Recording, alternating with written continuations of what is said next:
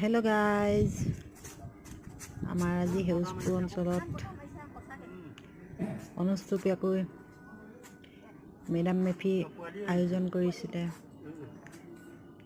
তাৰে কিছু অংশ আপোনালোকক দেখাবলৈ চেষ্টা কৰিছোঁ।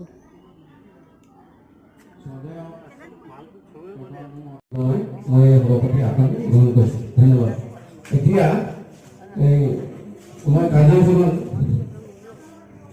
পাঠ কৰি দিছোঁ আৰু লগতে মই আমাৰ জ্যেষ্ঠসকল আছে তেখেতসকল এই সভাপতি আপোনাৰ ওচৰতে বহিবলৈ মই অনুৰোধ জনাইছোঁ। আমাৰ গোহাঁই চন্দ্ৰ গোহাঁই আৰু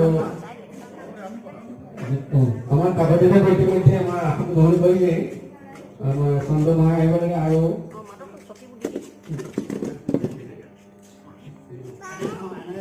জীৱন গোহাঁই জ্যেষ্ঠ হিচাপে তেখেতসকল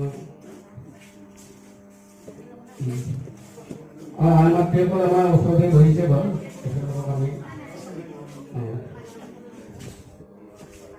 ৰতি গগৈ আহিব লাগে। তেখেতৰ যিহেতু ফৰ্মেল নাহিলে তেখেতক মই আমাৰ আসন আহিবলৈ অনুৰোধ জনাইছোঁ।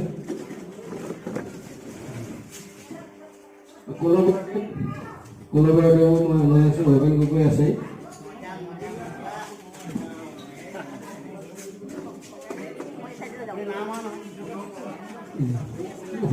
মহিলা আমি লৈ আহিব আমাক ক্ৰিয়া কৰে, কিন্তু আমি এটা কথা আমি অসমীয়া মানুহসকলে এটা আজি অনুভৱ কৰিব লাগিব।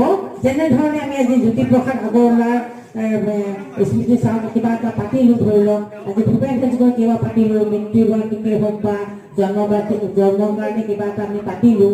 এই ঠিক তেনেকৈ জ্যোতিপ্ৰসাদ ৰাভা দিৱস, জয়মতী দিৱস, এনেকৈ উৎসৱ এনেকৈ পাতিলোঁ। আমি পতাৰ পাছত আমি মাত্ৰ কেৱল অসমীয়া মানুহসকলে এটা দিনৰ কাৰণেহে আমি অনুভৱটো কৰোঁ। মানে কি কয়, যেনেকৈ কয় যে হাগিবৰ সময়ত টিকাটো বিচৰা বা লুটাটো বিচৰা, ঠিক তেনেধৰণে কথা। সেইটো সঁচাকৈ আমাৰ কাৰণে বৰ দুখজনক বিষয়। মই নিজকো সেই কথাটো উপলব্ধি কৰোঁ, নিজকে বাৰম্বাৰ প্ৰশ্ন কৰোঁ। আমি সকলোৱে সেই প্ৰশ্নটো কৰাটো একান্ত বাঞ্ছনীয়। এইটো কাৰণে বাঞ্ছনীয় যে আমি আজিৰ দিনটোকে ধৰি লওকচোন, আমি ইমান একো নাই, আমি নিজে নিজে যিটো অনুভৱ কৰিছোঁ সেইটো কিন্তু বৰ পৰিতাপৰ বিষয়। কিন্তু আমি নৱপ্ৰজন্মসকলৰ